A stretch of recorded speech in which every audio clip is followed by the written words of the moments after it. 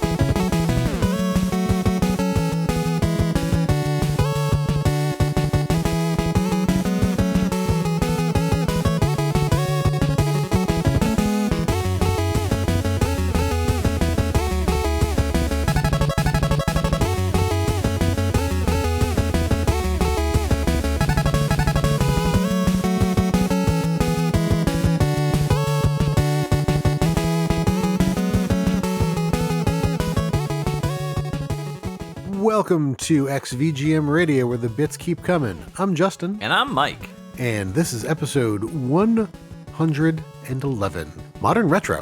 Why'd you say it like that?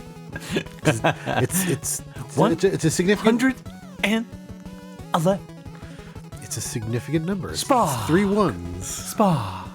Just as William Shatner would have said. That's just like what William Shatner would have wanted. Yes, exactly. Yeah. Anyways, were he alive today? Yeah.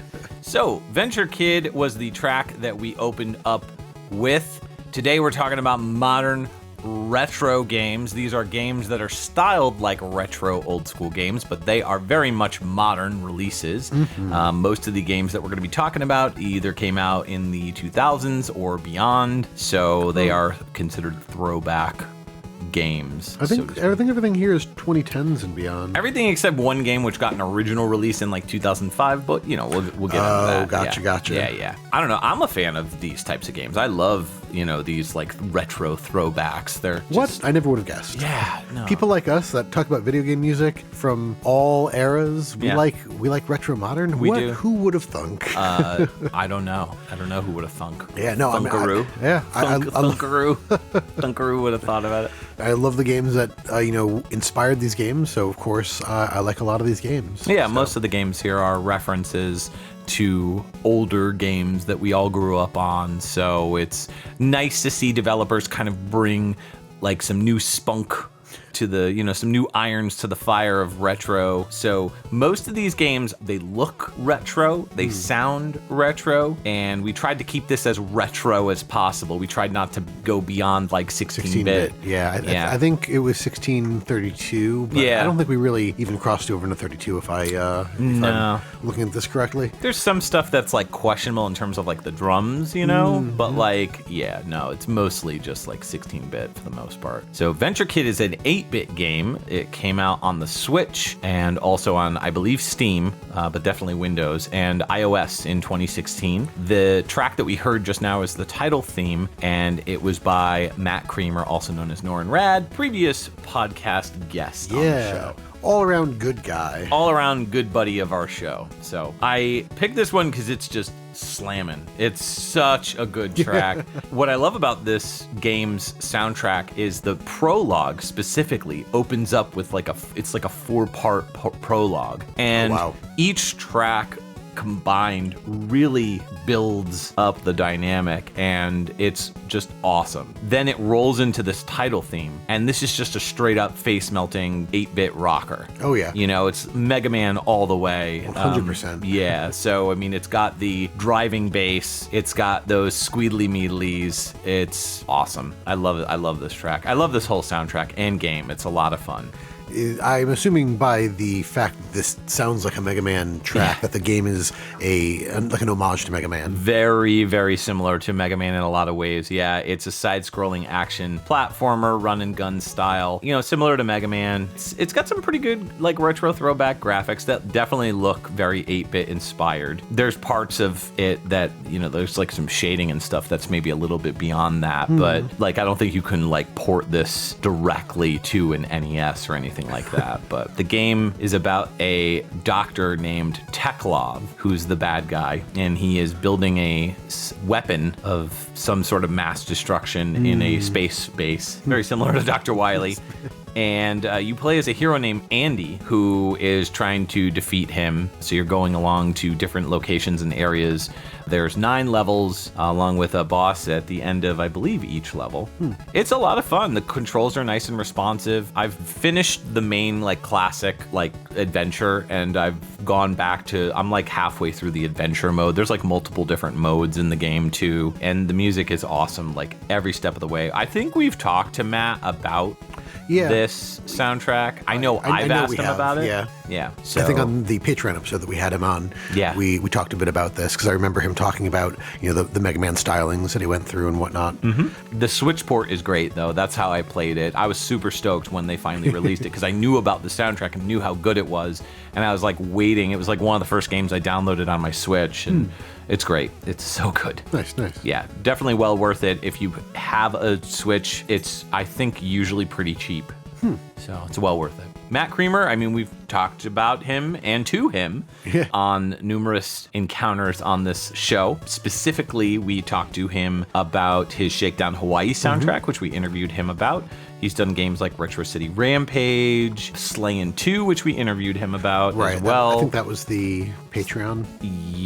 No, that was a full episode. Was it? Yeah, I think so. Yeah, I'm pretty sure Slayin' 2. Oh, yeah. We did like a full episode on Slayin' 2, and then we also had him on a Patreon episode where I think we picked like random tracks. Yeah, I think that was more random. I just forgot that we had him on for 2 full episodes because we did the Shakedown Hawaii and we did the And we're probably going to bring him back at some point in time this year to talk about Prison City. So if you haven't checked out that soundtrack yet, go do it. So yeah, Matt is one of our favorite composers, one of our really good friends on the show. So we're honored to support his tunes. We try to promote him whenever we can. Absolutely. Yeah.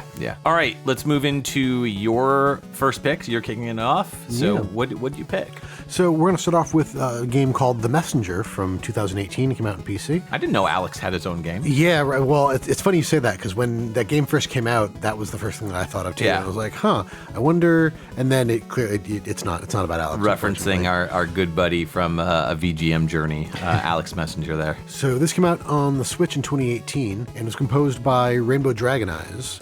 The track we're going to hear is called Fire and Earth, Elemental Skylands.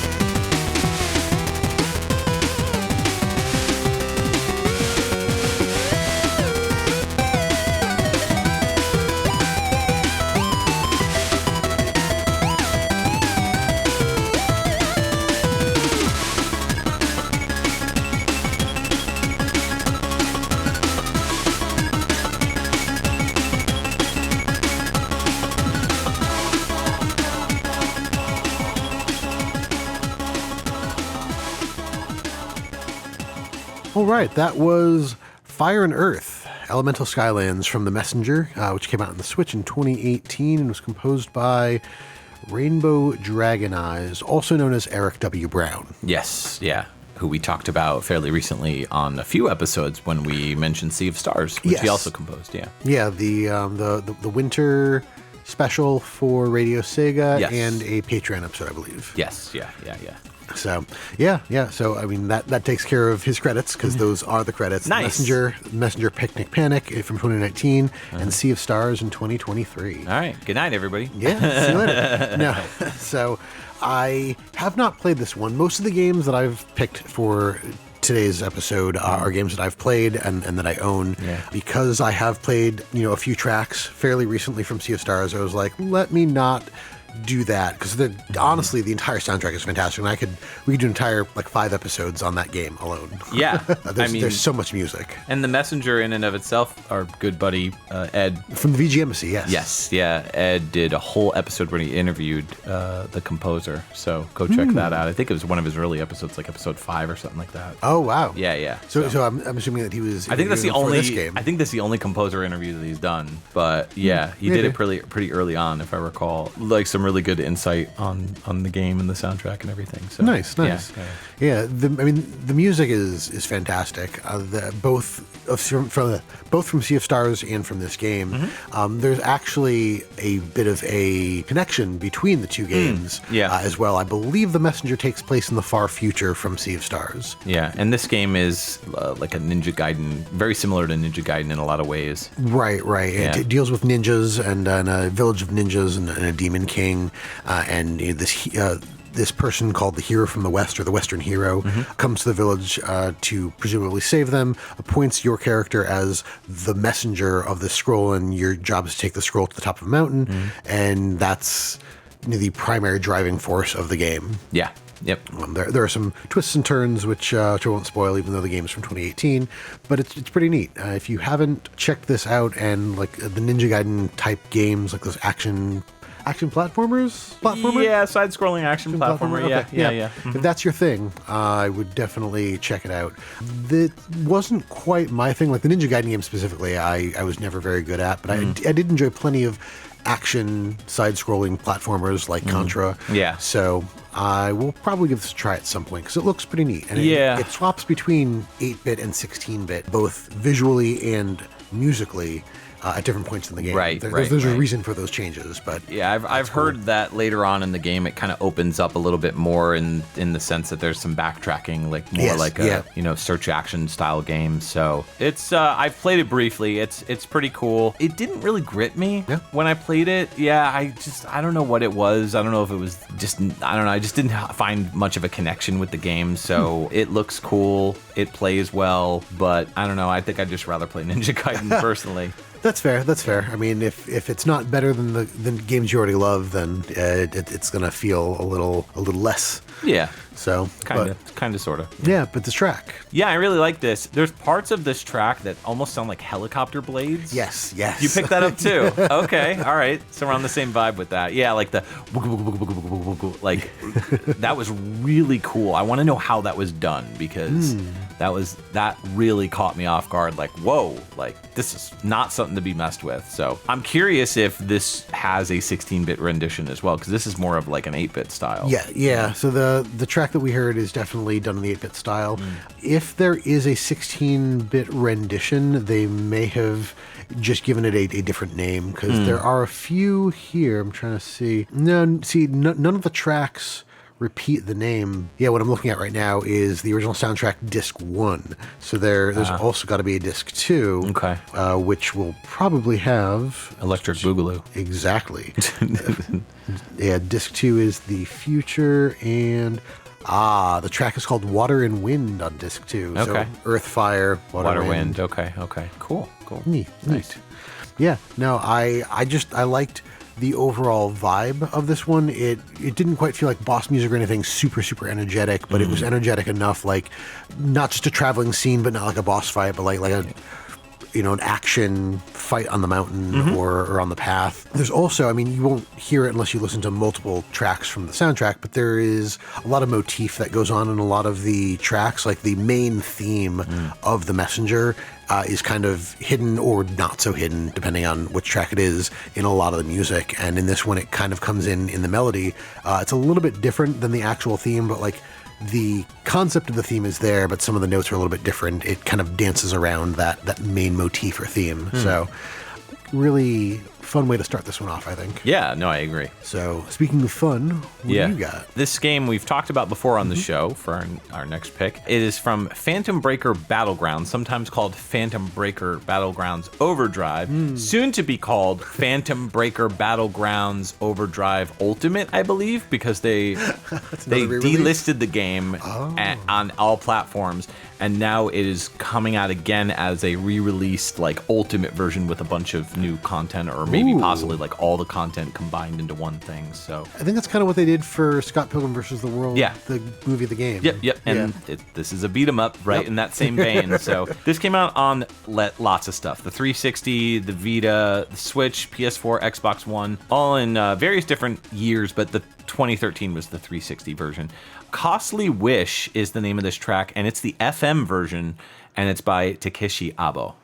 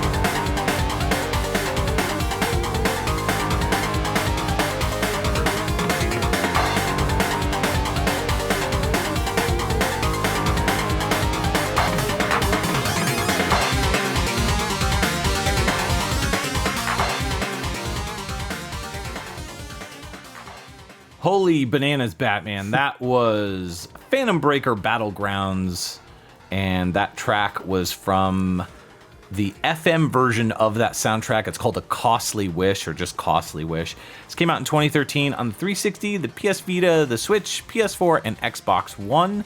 And Takeshi Abo is the composer on both the FM version of the soundtrack and the original, like more like wavetable 8-bit version, which has like newer programmed kind of style drums in it. But man, I love this game and the soundtrack. It's one of my favorite games. It's definitely like in my top 10 favorite beat 'em ups, which is unfortunate because I've never beaten it. It's difficult, to say the least. So what did you think of this track? It was a lot of fun. I thought the drums were actually pretty cool. I thought the drums sounded really good. Yeah, very punchy. Yes, especially for an FM synth sound. But the Genesis type sound that they had was not twarpy. It was is a lot of very crunchy. Lot of fun. Yeah, crunchy, a little bit buzzy. I say sharp, not like musically sharp, but sharp like the sounds are like they're very stabby, very staccato. Yeah, well, not even just that, because even the notes that sustain, like there's something about that synth, like that warbling, sharp, buzzy. Wow, you know what it reminds me of is Castlevania Bloodlines. I can't remember the name of the stage, but it's maybe the third or fourth stage where there's like a sound that kind of really sustains, and that is kind of baked into this track. Like just in the beginning. You kind of hear it, like when those drums kick in, you hear the blah. Yes. Really dig it. Yeah. I love the melody, and when things really pick up, when the drums really get pop, pop, pop, pop, like, it's just such a high energy track. Most of the music on this game is just like this. So if you like this, you'll love the whole soundtrack. I will admit, it was tough to pick a track for this because there are so many good tracks, and we've played them before. What I'd really love to do with you one time is I would love to do a same song, different, like a comparison thing where we compare the wavetable to the FM and see which one we like better. That could be fun. Yeah. That would be a lot of fun.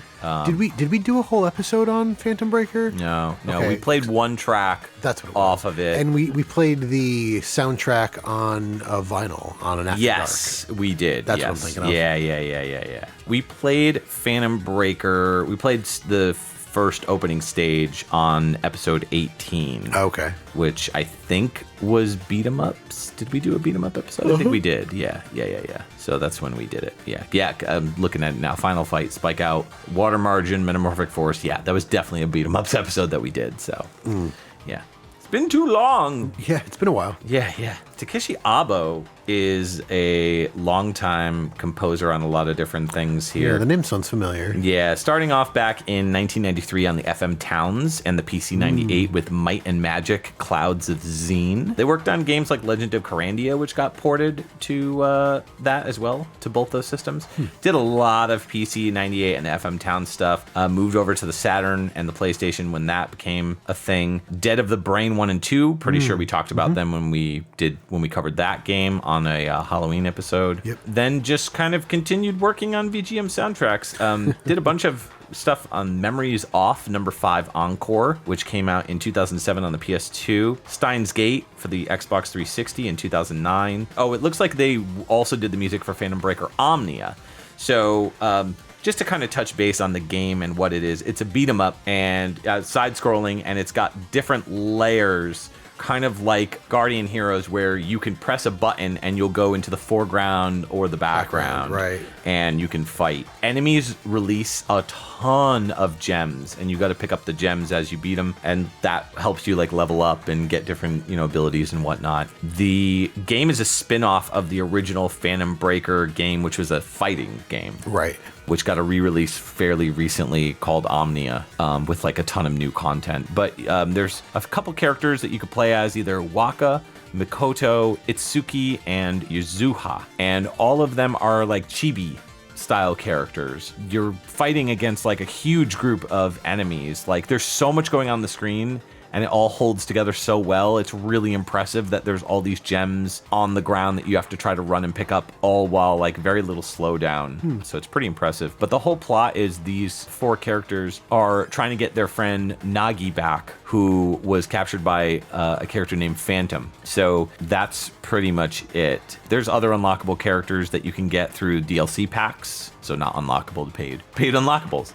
And then, of course, the BGM pack, which includes the FM synth version of the soundtrack, which highly, highly recommended that you get that because it's so good. They're going to be coming out with an ultimate version this year, and I don't know too much about it, but I know that it's going to include the base game plus all the additional DLC, and that's all I know. They might include like additional stages or additional characters, right.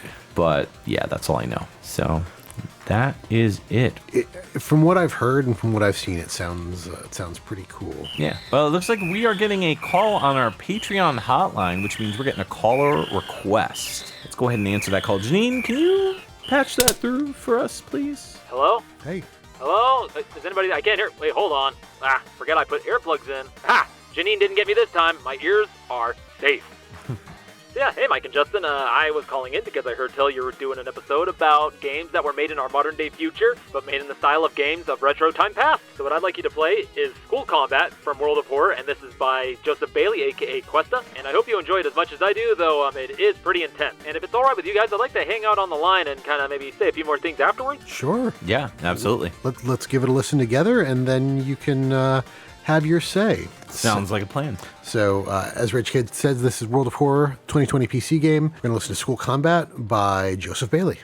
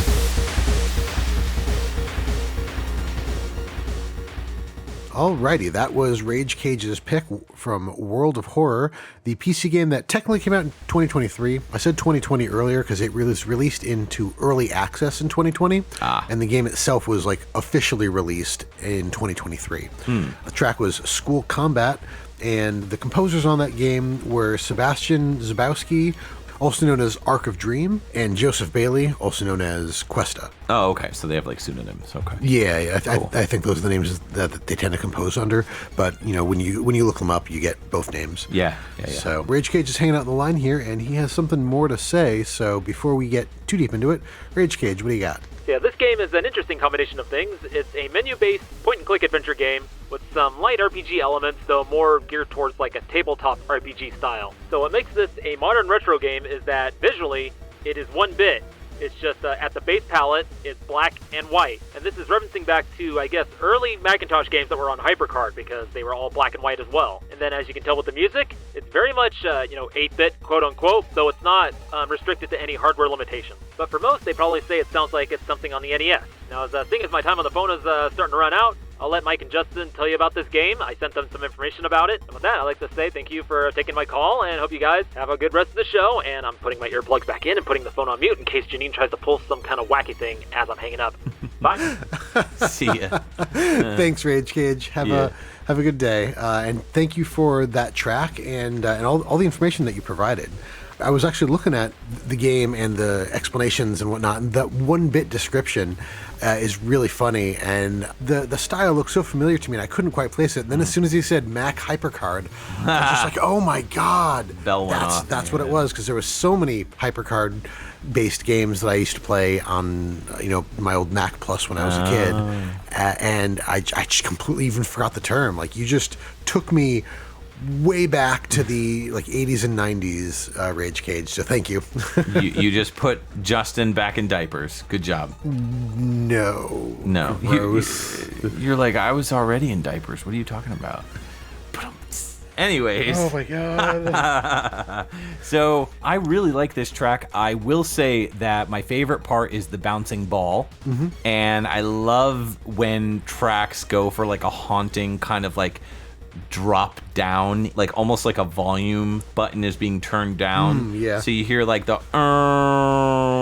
like falling sound that you hear in this track. I love that. So like those two really stood out to me. The beat in this too is really great. It's just like nonstop. Yeah, really very driving. Very driving, very like adrenaline filled. So it was cool. Yeah, the track itself was very intense. I have no kind of rational idea like what is happening in this game, just because it's called World of Horror. Take your guesses from there, but it's kind of inspired by the works of H.P. Lovecraft and Junji Ito. Okay. And Junji Ito, I've read some of their manga, and it's disturbing. Like it's scary, it's creepy. Spiral or Uzumaki is probably one of the more famous ones by him. There's a lot of them. Our mutual friend Kevin has a bunch of collections, like manga collections Junji of Ito. Yeah, he's really into them. Yeah. You let me borrow them a few times. Or a few of them, and I read through them. Again, horror is not really my thing, but the stories are really interesting. Like, I don't want to read it, but I'm like, I gotta know what's going on. Oh my god, no! Yeah. So it's cool. I've never really gotten any more into it than that. Like, I've not seen any of the movies that are based off of the manga, or they even did a couple of anime series. And I'm just like, nope, too much. Like, no. I've read them, and that's enough for me. Yeah. Cool. There are two composers that worked on the game. Sebastian Zabowski is also known as Arc of Dream, has only one credit to his name, and that is this game. So World of Horror is their first and possibly last game. Hopefully not. I didn't hear a track by him because Rage Cage told us this was done by Joseph Bailey. But if they worked on the game together, I assume that there is cohesiveness to it. Yeah. And then the other composer, as I mentioned, is Joseph Bailey, also known as Questa. That's Qwesta. And they have done a few things. They were an assisting musician in Zero Ranger in 2018, Steel Assault in 2021 they did music, and they had a special thanks to in Steel Rising in 2022. So only a handful of things, but they seem to be a newer or more recent composer. So I'll be on the lookout to see if they do anything else, because this was pretty nifty. So, what do you have coming up next, sir? All right, so next up on our modern retro episode is a little game that I really enjoyed called Panzer Paladin. This came out on the Switch and PC in 2020, and this track is from the 8-bit soundtrack version of the game, which I preferred over the more modern style, which still had like 8-bit throwback stuff in it, but it had like a little bit more modern instruments. So this is called the Classic Theme for USA, and it's by Patrice Bourgeault.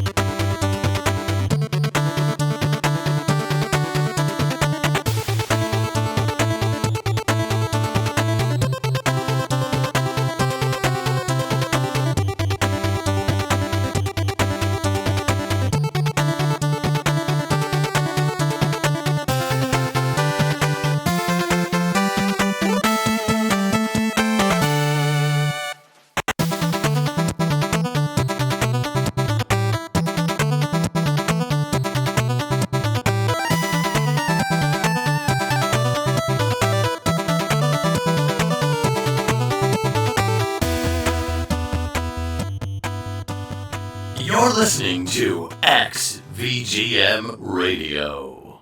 Hey, welcome back to our modern retro episode, also known as episode 111. And that little track was from Panzer Paladin, the Switch and PC game that came out in 2020. That was the classic version of the USA theme, and it was by Patrice Bourgeault. I believe that's how you pronounce his name. Yeah, it depends on the nationality. Yeah, so I apologize, Patrice, if you are listening, if I'm butchering your last name. This is such a fun game, and I really dig this track. It has a big-time Mega Man vibes. It's got a real nice, fun, like, two-step bounce, like... Yeah. Which really kind of rings true to Mega Man. And it's got a fun bounce. It's really charming. And it fits with the playstyle, too. So it's really cool. I don't know. What do you think about this one? Yeah, I agree. I thought it was really bright. I enjoyed this. The song kind of like rises, like it peaks and valleys a bunch and does a number of different things. And I think my favorite thing that happened a few times while we were listening was this part where there's like this contrast to like a fast-paced rhythm section and a slower melody on top. So was it like the da da da da da da? Yeah, and then you've got the da da da da da da going on in the background. So it's like this really fast-paced rhythm and then just that like slower melody. And it changes up because I mean at some point you've got like a faster-paced melody and kind of just a regular like droning rhythm in the background. But I think that was really my favorite. Yeah, it was really cool. Yeah, I'm surprised that this is more of a Mega Man game. When I saw the name Panzer Paladin, I thought that was like a parody or a joke on Panzer Dragoon. Okay. Like Dragoon and Paladin are both kind of like classical classes. That's true. I didn't even catch that. Oh, and also the theme of the game is done by Power Glove. Oh, really? Yeah, but I think it's just like the intro maybe or the I can't remember because I it's been a while since I beat this one. There's a possibility that it might have only been used also in like promotional stuff too. Oh, gotcha. I can't remember, but this one's done by Tribute Games and they took a lot of inspiration from obviously old school stuff like Mega Man, Blaster Master, and Zelda 2. Ooh. Zelda 2 more for the combat. There's a lot of moments in the combat where you have to like they have like the diving attack where like you jump up and then you spear downwards. Oh yeah. So there's a lot of that where like you're bouncing off like blocks and stuff or like bouncing on enemies' heads with the like down DuckTales? thrust.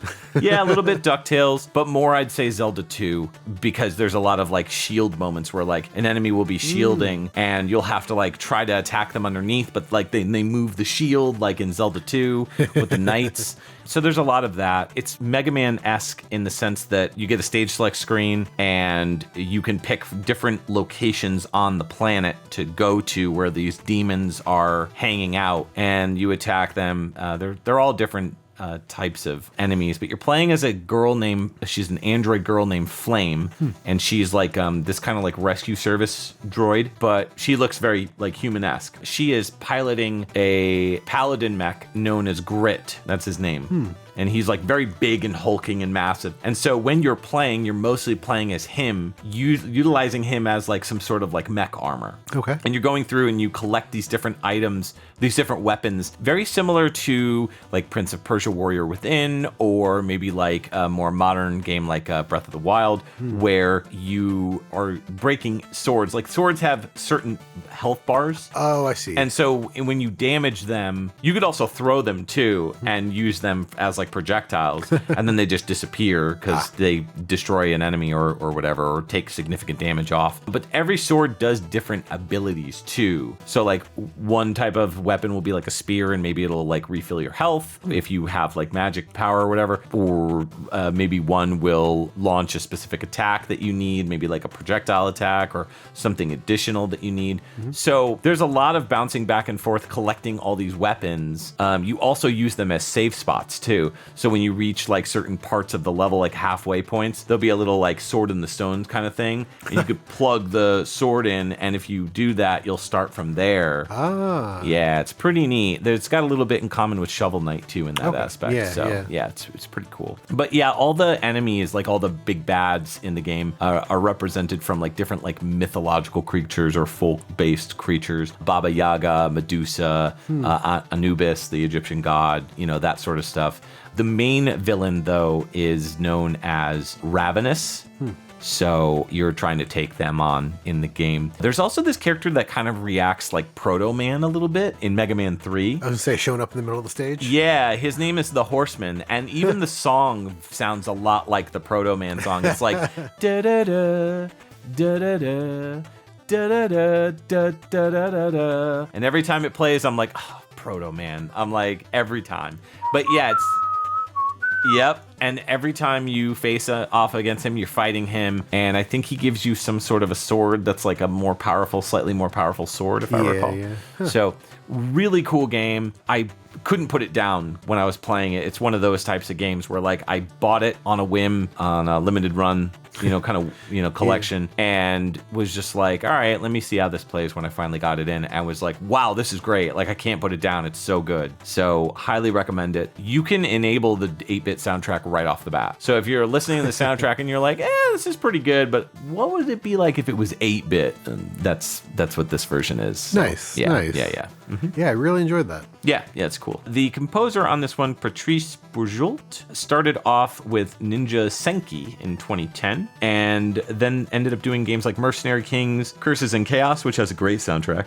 Flint Hook in 2017 and 2018 on the Switch. Did this game in 2020, and then they did audio design on Ninja Turtles Shredder's Revenge. Oh, wow. Yeah. Huh. So they were part of that as well. So that's it for me. So let's move on. I guess we're going from one Mega Man related thing to another. Yeah, exactly. Yeah. So this next track is going to be from a game called 20XDX, or 20XX, depending on how you like to say it. 20XD6. Yeah, well, that's another one.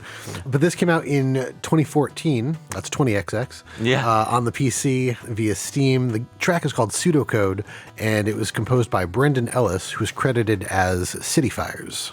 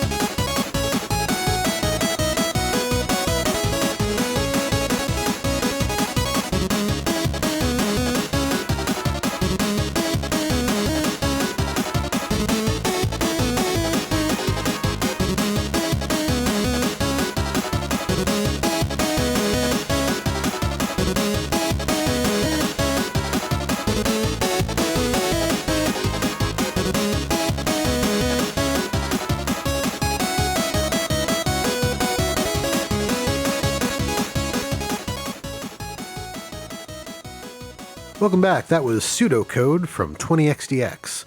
The PC game that came out in 2014 was composed by Brendan City Fires Ellis. Everyone says they want to be the guy. I want to be the guy too. No way. Maybe when you're older. Oh, man. Pan funny. Jeez. Funny enough, there was a 20XD6 game that was made. Yeah. It was called Stinko Man. Yeah, that's actually the name of the character. Because you got to have the blue hair. Anyways. Before this turns into a Strong Bad Homestar podcast. Homestar, yeah. Homestar. But yeah, 20XD6 is always where my mind goes when I see the name, like the title of this game. Same. But yeah, I mean, 20XX is, what they used in all the Mega Man games. Mm-hmm. It's the year 20XX. Yeah. This was really cool. Yeah. I really like this. It's such a short song too, that when it looped, I was like, it started to fade, and I'm like, no, keep going. Like, I want to listen to this more. I really like the kind of like call and answer bits in this, in like the background. I wish it was a little louder. Like, it could have been a little louder, and maybe like just use a different synth, because the synth kind of sounds a little bit weak there. Yeah. So I don't know if maybe they're trying to intentionally make it kind of sound far away, but like it really should have been more in the foreground. Yeah, no, I would agree. I don't know that they would have been trying to make it sound far away. So the game is local or online co-op, 1 or 2 players. Cool. Okay. Yeah, it's pretty neat. And, playing it via Steam, they have the option, I forget what it's called, but it's basically like online couch co-op. So if cool. I don't know if both people have to have the game, but you can put your game online and have somebody else join as player 2 in couch co-op mode. Cool. It's pretty neat. I've done that a few times. I want to get the sequel. 30XX is out. It came out, I think, a few months ago or sometime last year. Very similar, but this game, obviously very much based off of the Mega Man games. Specifically, has very much of a Mega Man X feel, more so than the original Mega Man. Yeah. Partly in the character designs, partly in how the enemies look. I was going to say, isn't the character have like blonde hair? Yeah. So or is that a cape?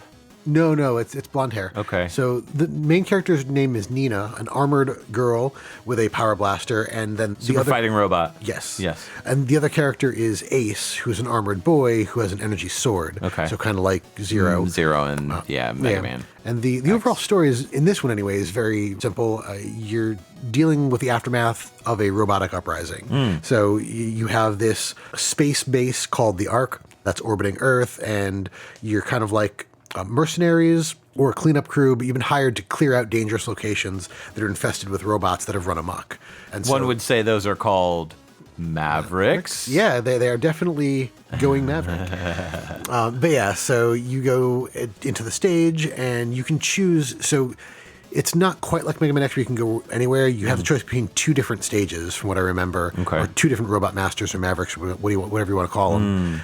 You pick where you're going, and then your stage is randomly generated. It's not, I don't know that I'd call it procedurally generated, because it's not like completely created as you're going through it. There are what are called chunks. Okay. And so when you go to the stage, this game is also a roguelite.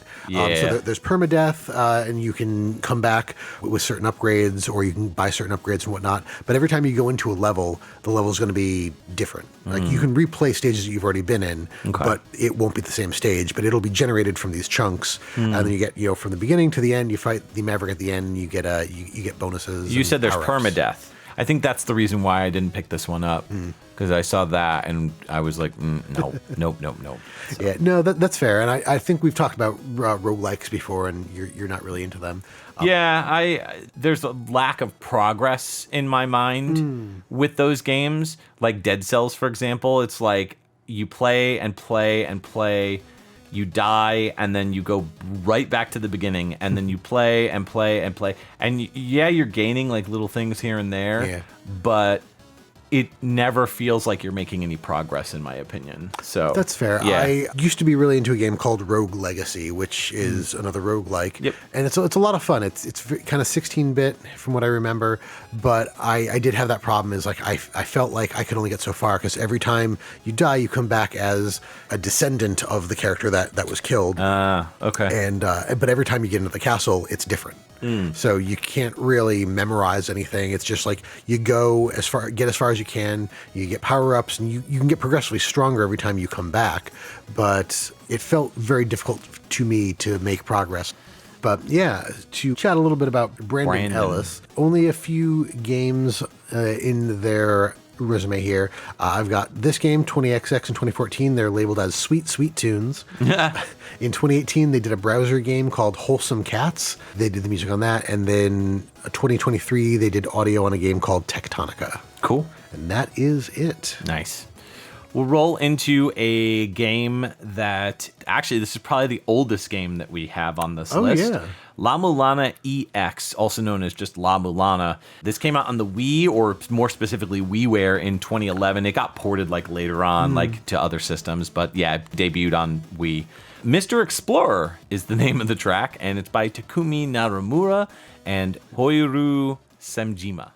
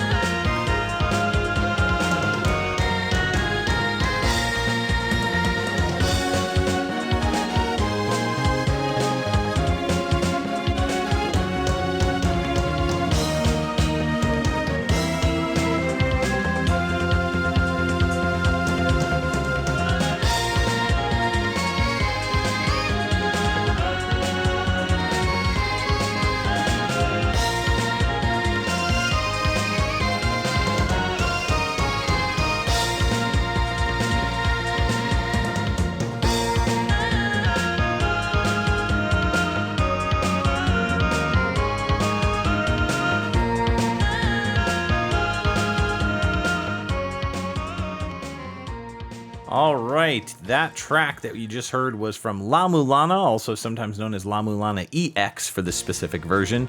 This came out on the Wii in 2011, the original game released on the PC in 2005. And this track was known as Mr. Explorer, and it's by Takumi Naramura and Hoyuru Semjima. This one is really cool. What are your thoughts on this song, first off? I thought that was really neat. The feeling I got from that track was very SNES. Yes, I felt the same way. Yeah. I really liked whatever that really twangy, I can't place what the instrument's supposed to be, but the really twangy sound kind of throughout the entire song. I took it as like a MIDI guitar. Yeah, kind of okay. Style. Yeah, I can see that. Yeah. And I mean, there's a number of games that I know that have something similar. Final Fantasy, a lot of Final Fantasy Yep, games. a lot of Final Fantasy. I want to say, I mean, not SNES, but I want to say Wild Arms. Oh, yeah. Has a number of tracks that have something that sounds similar to that. Yeah. And so it's just that's kind of what it brought me back to, is just like that SNES, PlayStation, JRPG era. I don't think this is a JRPG, but it gave me JRPG vibes. Yeah. It is not. It has more in common with like Castlevania 2, but more specifically, there's this game that it was inspired by that inspired Simon's Quest that's called The Maze of Gallius, I believe. So it's very much inspired by the MSX game of that name. Okay. So yeah, and I mean, even the original release, if I recall, your character would get like an MSX computer that they would use like in the game to like look up information, and I think they changed it to like just something else in the Wii release. So yeah, this one originally came out in 2005-ish. I remember playing it because a mutual friend of ours, our buddy Brian, suggested it. He was like, you got to check out this game La Mulana. And so I downloaded it and played it a little bit, and I was like, wow, this is really great. Like, it feels kind of like, if you've ever played like Goonies 1 or 2 on Famicom or NES, it feels visually very similar to that, where you've got a bunch of ladders that you can climb. It's got that side-scrolling kind of arcade vibe to it, but it is not that. It is a giant, like, search action style game. Those kids these days are calling those Metroidvanias, but Gotcha. yeah, so it's kind of like a proto version of that in a lot of ways. Musically, all the music is great in this game, and it even got a sequel too, like years down the road. Yeah, La Mulana too. Yep. But it's pretty cool. The game's main protagonist is Lemeza, and so you're essentially just going around looking through this old tomb. And if I recall, you're looking for your father, who has disappeared into the ruins. And if I recall, you get like a trail that you need to follow that, you know, he laid out for you or something like that, or you need to follow in his footsteps, trying to find him and save him. So that is the whole point of the game. It's a tough game. It's a little easier on the Wii. Like they made it more like user friendly, like more casual. But it's still a tough game and very much worth playing. If you're sitting here going, well, I don't have a Wii, it got ported to other stuff like years and years down the road. So I think it's on Switch. They re-released it as part of the La Mulana 1 and 2 combined collection. Yeah. So, which I've got physically floating around somewhere on my shelf. Nice. Yeah. Pretty cool stuff. I really dug this game. I want to get back into it and play it. Awesome. Yeah. The composers on this one, mostly just known for La Mulana. That was kind of their baby that they've worked on. So starting with Hoyuru Semjima. Again, I'm probably butchering that name, so I apologize. This was their first game in 2005. Then they worked on Space Capstar 2, which was a browser game. Lonely House Moving in 2007. Rose and Camellia. Again, all of these are browser games. The last game that they came out with was La Mulana 2 in 2018. So, yeah. And pretty much the same, almost exact. In fact, yeah, it's exactly the same for Takumi Naramura. So, Okay. yeah.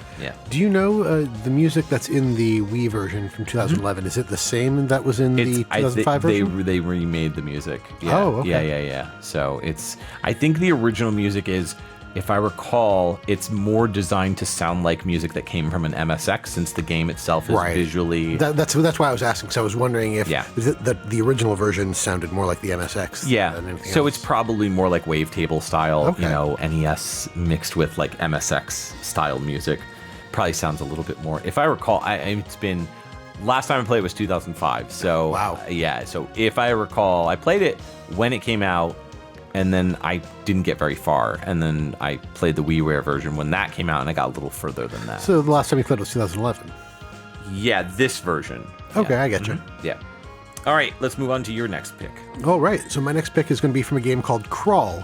This came out on the PC in 2014. The track is Curses, and it was composed by Alex Yoder. Curses!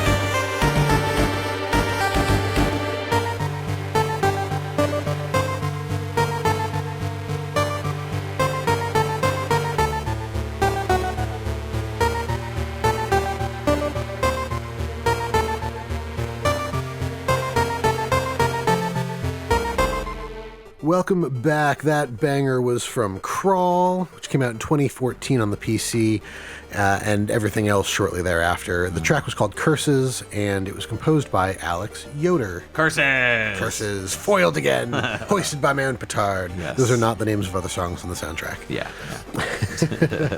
What'd you think? I really like this one. This is probably the most modern sounding song, just with the strings, which really gave this track a different, maybe it's just because we've been listening to nothing but throwback tunes.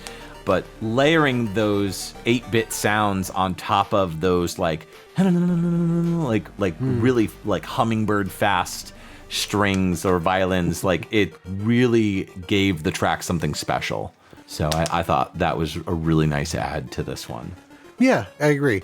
That's part of the reason that I picked it. I really enjoy kind of the melody of this and just the overall theme. Like, it's dark, it's creepy, but it's not like super dark. It's not like something that's going to turn into like a horror type thing. Sure. It's light enough to kind of keep the action going while being dark enough to create the atmosphere of being in, say, like a dungeon or something, which is kind of the whole point of this game. Yeah. So, for those that haven't heard of or played this game, Crawl is very different than a lot of the other games that I've played. It's a brawler, not like a beat 'em up. Like a fighting game? Not like a traditional fighting game. So I almost want to call it a party game, even though it's not, but it's up to 4 players, so 1 to 4 players, local multiplayer only, so it's couch co-op, although like I said with Steam, you can play with friends online as if it was couch, right. Which is what I've generally done for this. So it's either you and a number of other players or you and a number of bots, and it's 3 characters are ghosts and 1 person is like the main hero, and you are trying to get through. So you're in a room, you're in a dungeon, a room of a dungeon, and you as the hero are trying to get through it while everybody else is playing spirits and possessing monsters, traps, things. They're trying to kill you, because when they kill you, they become the hero. So killing the hero makes you the living hero to try to get through. And it's got, RPG elements, you gain experience, you level up. It's got roguelike elements, not because of like permadeath or anything, but because of you keep your progress. So when you die, you become a spirit and you do the spirit things, and you gain experience as both a spirit and a person, but those are separate. Because the goal is to get to level 10 as the hero and then fight the boss, which has limbs that are controlled by the spirits. And if you beat the boss, then you win. This sounds like a more complex version of the Nintendo Land Luigi's Mansion game. I remember we played that with a bunch of people at your place before. Super fun. It was a lot of fun. Super fun. I've played this, at my place. I always forget, when I have people over and trying to figure out what to do. I always forget that I have this game because it's a lot of fun the few times that I've played it. But yeah, no, it's very kind of fast paced. Like, it's not strategic. You're not like really trying to use strategy to figure out what you're doing. Strategery. It's very like, if you become the hero, you gotta start moving, or if you die and become one of the ghosts, you gotta figure out, what can I possess, what can I attack the hero with, and it's a lot of fun. It's a little chaotic. Yeah, sounds it. Yeah, but it sounds fun. Cool. Yeah. So Alex Yoder is the composer on this one, and not a lot to his credit. So I see here he did this game in 2014. He did a game called Soviet Jump Game in 2020, which I seem to remember was a Game Grumps game. I can't remember if that was an April Fool's drop. In Soviet Russia, game jumps you. It's a silly little game. I remember seeing it advertised on Game Grumps. And on Alex's Bandcamp, he also has the soundtrack for a game called Necro Bouncer, which I'm not seeing elsewhere, but it says original soundtrack by Alex Yoder, so I'm guessing that is relatively new. Yeah, December 23rd, 2022. So not super new, but interesting to know. Cool. Nice. Well, it looks like we are getting a call on our regular caller hotline, which generally means that we have a caller request coming through. So, Janine, hook us up with that phone call. XVGM Radio, who is this and what can we play for you? Hello? Are you there? Yeah? Hi, I'm known as Phil Fry, the VGM guy, and I would like to hear some VGM if you could play something for me. Oh, okay, sure. Phil Fry, the VGM guy. What do you got for us? Well, I like this game. It's called Bloodstained, specifically Curse of the Moon 2. I think it came out a couple of years ago, back in 2020. There's a track on it called Roaring Cascade. Yeah, I'm very familiar with Bloodstained and Curse of the Moon 2 specifically. Oh, fantastic. Yeah. Well, if you could play that track, I would be very happy. Okay, then, Phil Fry, the VGM guy, you got it. That was Bloodstained Curse of the Moon 2 that we're going to be listening to, courtesy of Phil Fry, the VGM guy. This came out on multiple systems, the Switch, Xbox One, PS4, and Windows, all in 2020. Roaring Cascade is the pick from Phil Fry, the VGM guy, and that was composed by a lot of people, which we'll get into after the break. What a list. Yeah.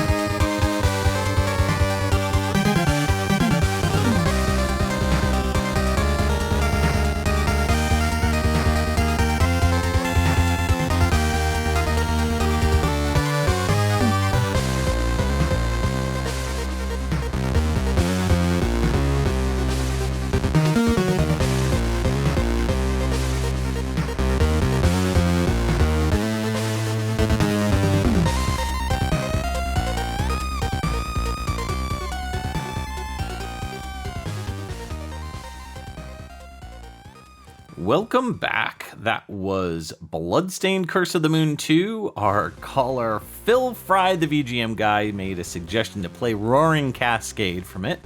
This came out on the Switch, Xbox One, PlayStation 4, and Windows in 2020. And this track is composed by many composers, or really just the soundtrack is composed by many composers. Ippo Yamada, Hiroaki Sano, Takumi Sato, Ryo Yoshinaga, Yusuke Sakai, Hiroyuki Sato, Masahiro Aoki, and Takuya Suda. Wow. A lot of people worked on this one. This track is great. I mean, I really like that buzzing kind of lead synth in this track. This track was sufficiently buzzy, 8 out of 10. What else do you got to say about it?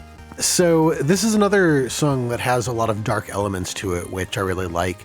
I'd say it evokes some Castlevania, but that's because I know that it's a Castlevania type of a game. Yes. So that kind of already colors my perceptions of the song, but very much on brand, I would say. Like, I don't know enough about the Castlevania games to say, like, oh, this feels like Castlevania 3 or Castlevania 2 or anything like that, but it does feel very much on the 8-bit side of things to me. Yeah. So they, I think, tried to emulate the VRC6 sound chip that was in Akamajo Densetsu, which is Castlevania 3. Okay. But the Famicom version that only came out in Japan has an extra sound channel chip. We've talked about it before. Yeah. It's pretty much common knowledge at this point for most VGM. You did an entire episode on it in Pixel Tunes. Yes. Yeah, my previous podcast. So it's trying to channel that, but it sounds a little bit too sharp. Yeah, I was going to say, like, I feel like I remember the Akamajo Densetsu, the Famicom Disk System version. Yeah. So it's the VRC6 chip. Yeah. So I seem to remember that the music that was done with that chip feeling a bit more full, or it's sometimes a bit more busy. Yeah, I'd say muffled too. And that possibly is just because of just the natural, cadence of the additional sound chip kind of merging in with the regular sound channel of the NES. Yeah. So, luckily we don't get that muffled sound on this. No, it sounds great here no matter what. There's a lot of really great tracks on this one. This is a sequel to the spin-off game Curse of the Moon, which is plays very similar to this one, which in and of itself, Curse of the Moon 1 is a spin-off of Ritual of the Night, which is the mainline game that the Bloodstained series has out, and that's like a modern release, as the kids call it, a Metroidvania, search action, Egavania, whatever your heart contents to call it. But yeah, but these games are straightforward action platformers, very similar to the classic Vania style gameplay of Castlevania 1, Castlevania 3. It takes a lot of inspiration from Castlevania 3 because you can change characters. Ooh. So this one is a direct sequel to Curse of the Moon, so it takes place after it. It's a little bit confusing though, because Curse of the Moon supposedly initially started off as a prequel, but I've read that they kind of have now morphed it into just being a spinoff. Oh, okay. Yeah. So you're initially playing as Zangetsu in Curse of the Moon 2. You can team up with other characters like Dominique, also a character named Robert. There's also Hachi. That's pretty much it. Yeah, you could switch back and forth between the characters, and you kind of need to do so because there's parts of the game that you really need to switch between certain characters to advance. Otherwise, you're not going to. So each character has their weaknesses and benefits. So it's really a great game. I've gotten far in it, but I've not been able to beat this one. It's really difficult. I'm on the last stage, and man, I've sunk so much time trying to beat it, and at one point I just gave up. But I have beaten the first Curse of the Moon, and they're great games. Man, there's so many composers on this one. Do you know which one composed Roaring Cascade? I don't. I wish I did. But a lot of these guys are Intercreates composers, which that's the developer of this game. I'm just going to do one game per person. So let's say Mighty Gunvolt for Ippo Yamada and Hiroaki Sano, Azure Striker Gunvolt 3. Takumi Sato, Blaster Master 02 is the sound designer on that. Ryo Yoshinaga, Galgun 2 was a sound editor on that. Yusuke Sakai, Blaster Master 03, doing the music on that one. Hiroyuki Sato, Grim Guardians Demon Purge in 2023, which was another Castlevania-inspired gothic action platformer kind of game. Masahiro Aoki, Bayonetta 3. And our final composer, Takuya Tsuda. I had some trouble with trying to find information on them. Their discography is kind of small, but I did find Futsal Boys, Amanogawa, Gakuken, Kotogako. It's credited as an album. So I don't know if it's a specific game or what it is, but they're labeled on that one. So I don't know in what capacity they worked on this one. So, but they're labeled on multiple different sources as the composer or one of the composers on Curse of the Moon 2. What do you got for me? All right. Well, my last track this episode is going to be from a game called X Zodiac. This is a game that came out for the PC in 2022. The track is called Data Harrier, and the composer goes by the name Plus Tech.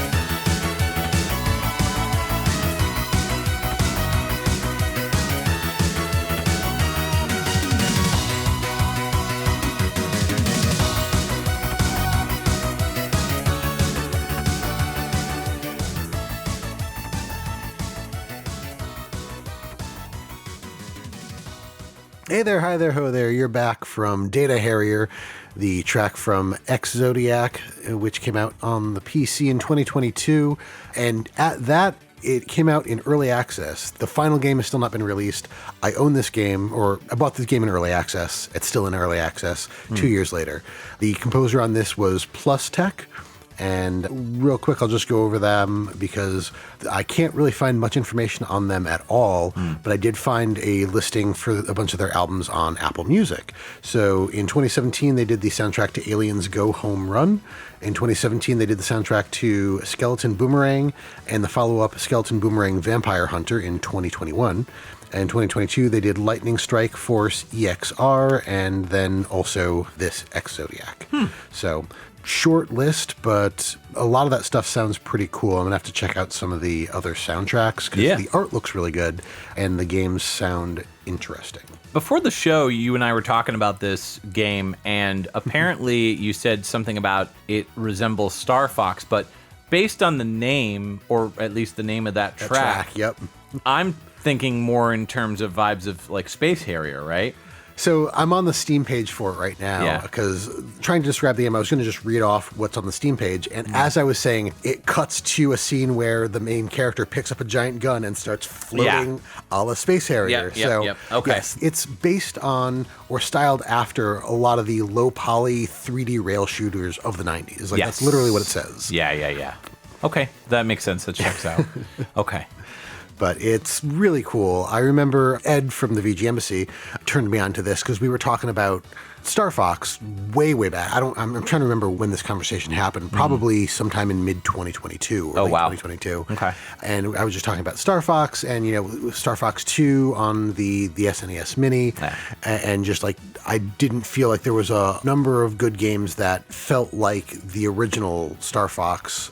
Even Star Fox 64, I have that on the N64, and that gets there too. Yeah. But like I felt like there wasn't a whole lot that came from that. And he was like, "Oh, have you heard of XVGM?" And I was like, no clue. What are you talking about? Yeah. So he showed me some of the videos, and I was like, "Oh, this literally looks like Star Fox." Yeah. I mean, there's enough changes there. Like it's not an R-wing. The ship looks different, and obviously with the other types of levels, like there's the Space Harrier type stuff, and there's also another one where you're on like a speeder bike, and it's the same kind of view. You're behind the bike and you're moving around shooting things, but it's not like Space Harrier where you can go up and down, left and right. You're just on the ground in that level. And then in the Star Fox levels, it's just like Star Fox, and the Space Harrier levels look just like Space Harrier. Okay, that's cool. It really scratches that itch, and I haven't played much of it because I got into it and it was immediately more difficult than I expected. Like I was expecting level 1 to be like level 1 from Star Fox, and it was more difficult than that. Ooh. So I was just like, oh man, I need to prepare for this. But yeah, the music is right up there with the type of music that was in a lot of those games. This track, obviously, very, very soaring. I'm trying to think of what it reminded me of. Space Harrier.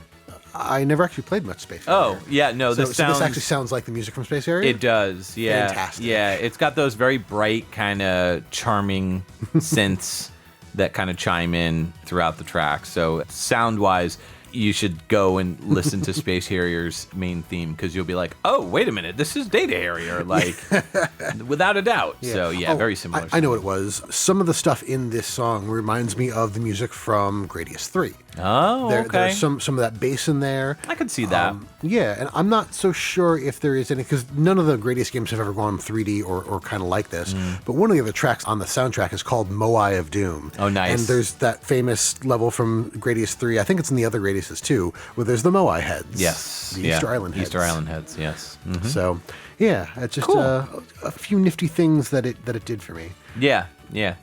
Now I'm wondering why they haven't made a Star Fox game where, like, there's been Star Fox game where you play as, like, Fox, for example, and you're running around on the ground or whatever, but, like, it would be really cool if they released a Star Fox game that is, like, on rails with a walking character, too, very similar to, Space Harrier. Right. Like, or maybe, like, he's in a ship, his ship gets blasted down, he jumps out, and then he's running...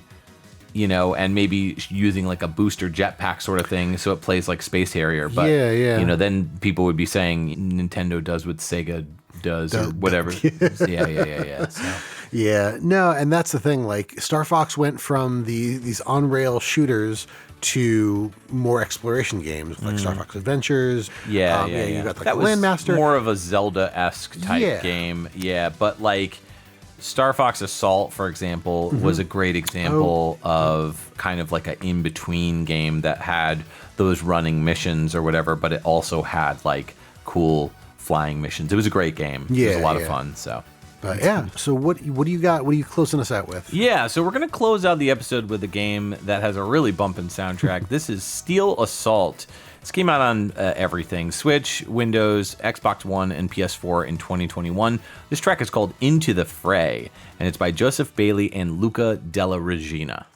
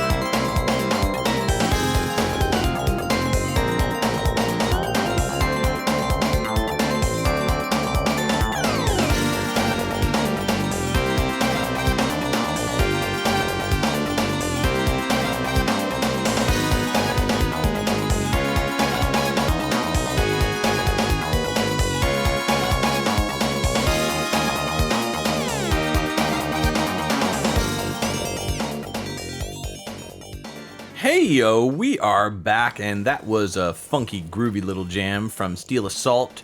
That was called Into the Fray, and that came out on the Switch, Windows, Xbox One, and PlayStation 4 in 2021, composed by Joseph Bailey and Luca Della Regina. You sure that wasn't from Sonic? Yeah, I'm sure. I definitely got like casino. I could basically hear like the bing, bing, Bing, bing, bing, bing. Yeah, like the things that you bounce off of in my head as we were going through this. Interesting. I picked up more of a PC98 Sharp X68000 kind of vibe. Okay. You're totally right. It's FM synth. Yeah. 100%. But like, yeah, a lot of those like kind of stringy tones, the bwown, you know, it's less Genesis, more something that you'd hear on like a PC98. So, but still, nevertheless, you're in the right direction, and it's a great track. I really like that bounce, that little bass bounce that it's got. Oh, yeah. Aside from that, I think the tones on those, as I said before, the very stringy kind of synths, those are keeping it in line with a more laid back kind of track instead of the remaining parts of this soundtrack, which are very crazy and very like heavy. Kind of goes for like a more of a Mega Man X style in a way, not as like tinny, you know, in terms of the Super Nintendo sound style that I personally really love, but it seems to keep more in line with the FM style. So yeah, no, absolutely, and that's like I picked up on that pretty quickly, and then like I said, my mind just was like, no, Sonic, and I was like, all right, I guess we'll go there and stay there. I feel it. It's probably also because we just recently did that XVGM After Dark, right? Sonic with 2, Sonic so 2, it's fresh in my mind at least. Absolutely. This is a 2D action platformer. It's developed by Zenobia Interactive, but Tribute Games, the same developer and publisher of Panzer Paladin, snatched this one up to publish it. You're playing as a character named Taro, and he kind of has like a little bit of a Mega Man X vibe visually. All the characters and all the character portraits and everything feel like, you know, very anime kind of style. But it takes place in like, you know, post-apocalyptic USA. I guess there was like a problem with radiation attacks throughout the 2030s. 2030s, yeah. Yeah, so you know what's going to happen down the future, you know, in the next couple of years. Probably. Yeah, most likely. There's a guy who was a famous inventor that ended up becoming a evil villain named Magnus Pierce. So you are essentially taking him on in addition to his fellow maverick hunters. I don't know, like Robot Masters? Yeah, robot masters essentially. So yeah. Also, fun note, the regime that Magnus Pierce brought on also caused Taro's parents to die. So yeah, so it's a little bit of a Batman vibe too, trying to get revenge or whatever. Yeah. So you fight with an electric whip, so kind of like Castlevania style in that sense, but it's very quick paced. You're jumping, you're sliding, you're moving really fast. So it's very fast paced game, but 8 waves, so you can whip everywhere pretty much. There's an arcade mode in addition to the story mode too. So with the arcade mode, you only have 1 life. So yeah, so pretty difficult stuff. Yeah, that's about it though. A lot of the people that worked on this worked on other like DS games and GBA games. So they kind of brought that development history to this project, which initially was going to be like an 8-bit game. And so when they brought on more artists, they were kind of like, well, let's just change it to be like more 16-bit style. So that's what you got. That's cool. I mean, I prefer 16-bit to 8-bit. I mean, 8-bit's got its charm, but I just feel like both musically and visually, you can do more with 16-bit. That's just how it is. Okay. I can feel that. I can vibe to that. Good. But yeah, this was like a Kickstarter darling or whatever. Like it did pretty well on Kickstarter. So yeah, that's why we have it. It did get a physical from Limited Run, if I recall. Well, I might just grab it digitally because it looks fun, but I don't know if it's like... My shelf is pretty stacked, so I've got a lot of room. I got a lot of Switch games, so yeah, I need to tone it down with that. But Joseph Bailey is one of the composers. Worked on Zero Ranger in 2018 as an assistant musician, and then also did World of Horror in 2020, which we played earlier. Yep, Steel Assault and Steel Rising, and Luca Della Regina has 2 games. One is Opidus Summer Trouble in 2018, where they were credited for music, FM synth, and chiptune, and then this game in 2021. Short and sweet. Yeah, pretty much. So now we come to the end of the episode, and we like to pick our favorite tracks that we listen to on this episode. So, Justin, what's tickling your funny bone? Yeah, I think I got to go with your Bloodstained track. It was really cool. Like I said, it was dark, and it just hit a lot of the right notes, so to speak. Okay. Man, I love a lot of the music in this game, so this is a really hard thing to pick from. I really thought that your 20XX track surprised me quite a bit. So of your picks, I'm going to go with that one. Okay. For me, that Phantom Breaker track, I love that soundtrack. So it's just... It's got that right mix of like with the FM soundtrack specifically with crunch and tone and warble. I don't know. It's great. So that's my pick. Yeah, and Rage Cage's World of Horror track was really cool too. That's Agreed. Combat. Yeah, absolutely. I enjoyed that. It was a really cool track. So that's it. That's our episode. So nice. Yeah. And of course, what do you think as a listener? What was your favorite track? Write in, email, Discord, Twitter, Facebook, let us know. Smoke signals.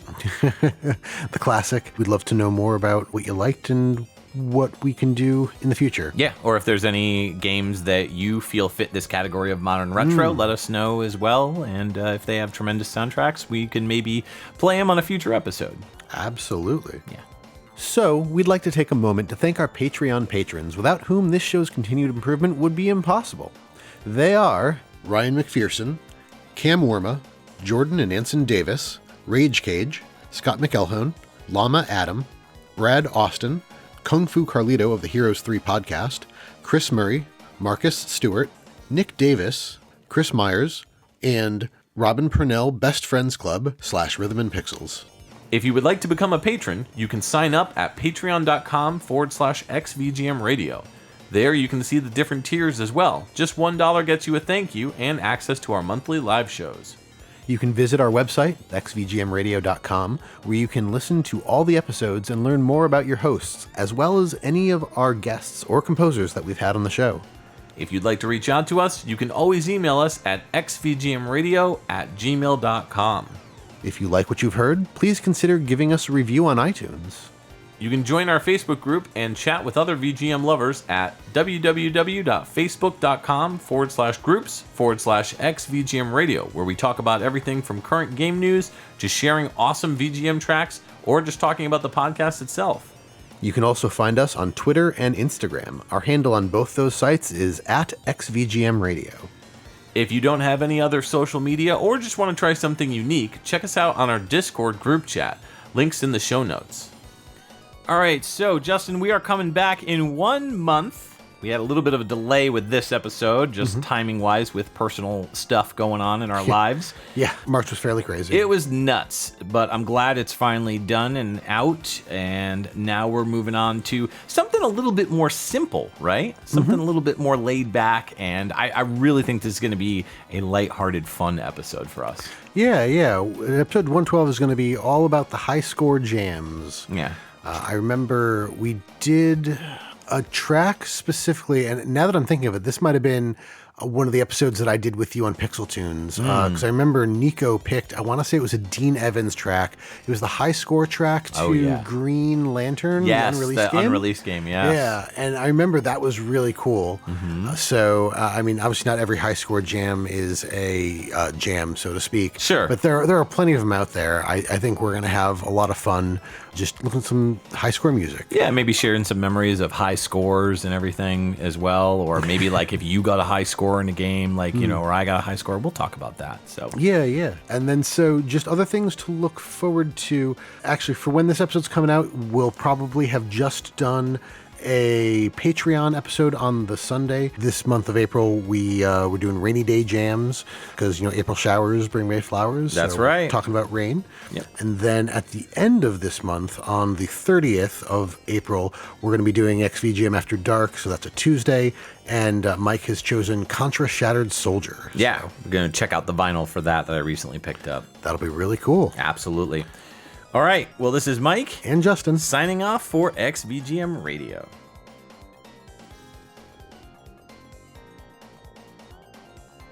And it's by Patrice. And it's by